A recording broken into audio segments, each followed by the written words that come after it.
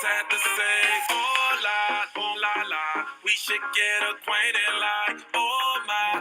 Alright, for episode number 7 of ShawnrTraining, I wanted to do a video to try and help my viewers make it from being viewers into the gym or starting exercises at home. For a lot of people, the gym is a negative place, or they have a negative mindset around physical activity. Or maybe it's just a issue of self-worth. And I stuttered when I say that because everyone should have self-worth. It shouldn't be something that people struggle with, and I wish that there was a way to obliterate that from existence of the universe, but I think it's something that people have to just live with and be able to push themselves past. So hopefully today's video gives you guys a little bit more tools and a little bit more confidence and competence to be able to ask for help or to reach out for help from a personal trainer, possibly even me, who knows. As long as you can gain some confidence from this video, I feel like I will do this video justice.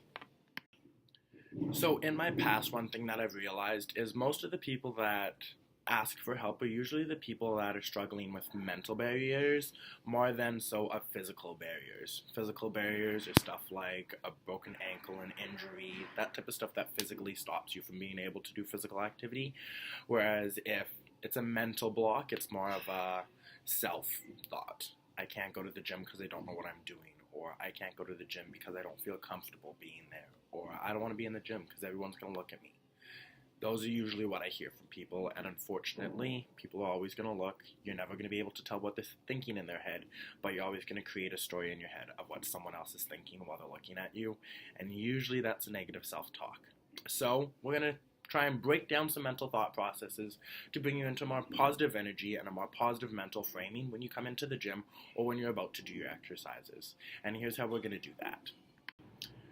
So, with coming into physical activity, the biggest thing is to know that some physical activity is a lot better than no physical activity.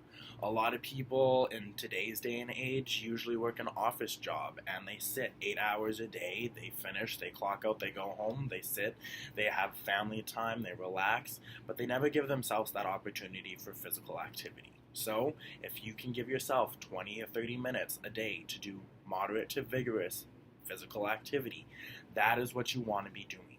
And whether that's coming to the gym for 30 minutes and hitting the cardio machines, or whether that's staying at home and doing some bodyweight squats, lunges, maybe some push-ups, maybe you're going to curl some cans of tomato sauce. Hey, that's still weight. You can do simple things at home to help get your confidence and your competencies up. I also want to talk about 3 main things. The first one is to ditch the all or nothing. The second is to be kind to yourself. And the third is to check your expectations, or in other words, set your goals and understand what your goals are. So first one, ditch the all or nothing. You don't need to commit yourself to a 12-month membership and say that you're going to come to the gym 6 days a week for an hour each week starting fresh off. No.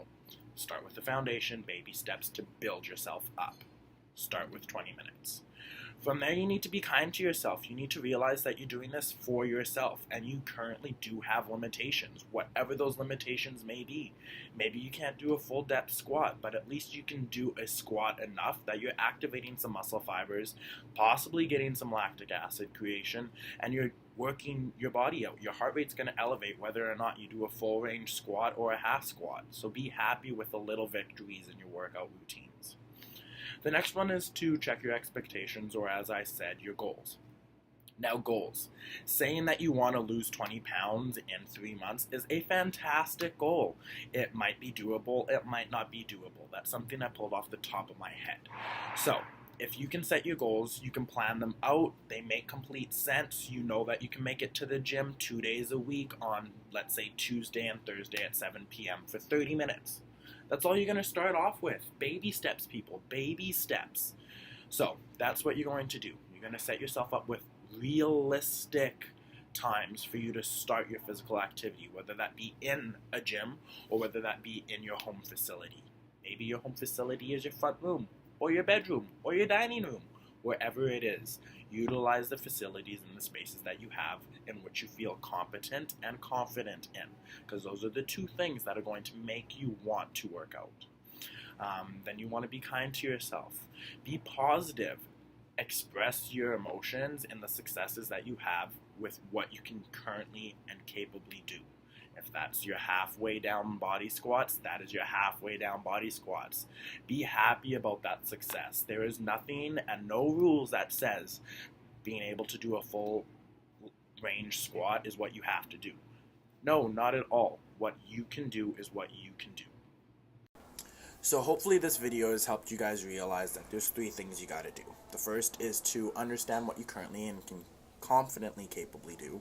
The second is to realize all the little things that you're succeeding at, to give yourself a pat on the back when you can do 4 push-ups or 8 push-ups. Whatever your challenge is, accept your challenge for yourself, not based on what other people think. The third is to have your goals, to understand what they are and why they are there.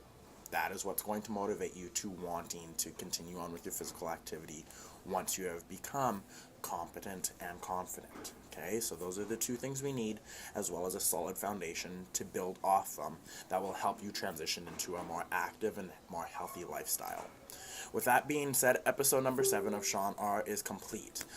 This was a little bit more of a touchy episode, a little bit more about the personal thought process. So I do want to let you guys know I'm an advocate for communication and for speaking and self-reflection.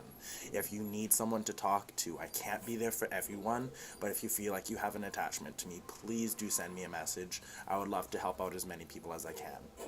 Being a personal trainer is about helping people and giving them a more positive outlook on life. And if this video does that for you, please go ahead, give me a like, a thumbs up, comment, or subscribe down below. I have videos coming out every single week, and I want them to be a resource and a tool that is helping people equip their lives to be more healthy and active. With that being said, February exercises, enjoy my people, and remember, whether it's a gym, a front room, a dining room, or a kitchen, wherever you are confident and competent in are where you need to be working out. Have a great week, everyone. Peace out. Shawn R. Alright, exercises for February. Gonna be a backpack squat with a full squeeze of the quads and glutes. From the side view, you really want to make sure that you have a nice upright back. When we go to the gym, go ahead, grab a dumbbell. Exact same exercise here with a maximal squeeze of the quads, hamstrings, and glutes. For our second exercise, we have a backpack hamstring curl. This is very important that you keep a nice steady leg. That is what's going to target the hamstring and secondary the glute. Definitely you want to hit both feet for this exercise, so make sure to change it up both times through. As well, for the gym goers, we have a dumbbell hamstring curl. For this exercise, you're going to want to make sure that you're kicking all the way to the very top to a point where your leg is almost level with the ground. You want to make sure that you have the dumbbell squeezed nice and tight in the back of your knee crevice, or else this dumbbell is going to be able to wiggle out on you. So definitely focus on squeezing that leg back to hold that dumbbell in position. The next exercise, that back toss. To make sure that we are throwing the bag straight up overhead while keeping our body as still as possible. If you're a gym goer, grab that dumbbell, same thing occurs here. For the next exercise, we have a bent over row. This is fantastic for upper body strength.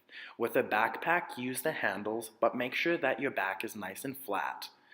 If you're an avid gym goer, grab those dumbbells, line them up, make sure you have a nice flat back as well to hit those scaps. For our next exercise, we have a shoulder raise. Using a backpack here is a really good way to work on your momentum control. If you're an avid gym goer, dumbbells are going to be where it's at. Nice, slow, and controlled. Make sure that you're not shoulder shrugging. We also have a mountain climber for our finisher this month. We are going to be going nice and slow and picking it up with pace. If you need to slow down, go. And that is it for episode 5 of ShawnrTraining. If you like this video, go ahead, give it a thumbs up, comment, and subscribe down below. I will be posting videos every single week, new content, new ideas, new tips, and once a month, those new exercises. Have a great week, everyone.